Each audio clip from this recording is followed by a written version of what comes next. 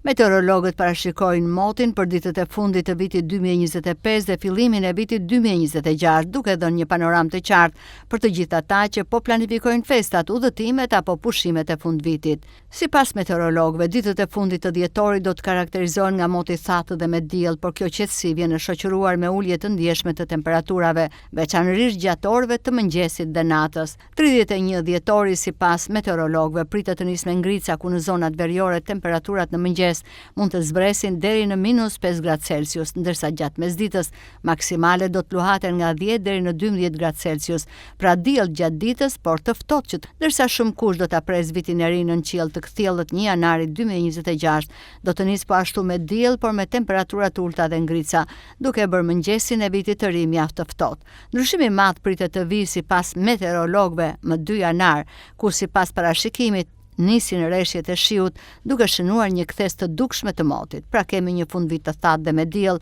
ndërsa fillimi i vitit 2026 do të jetë më i lagësht dhe më i ftohtë. Ndërsa meteorologët këshillojnë kujdes për ata që udhëtojnë, sidomos në zonat malore ku ngricat mund të krijojnë vështirësi.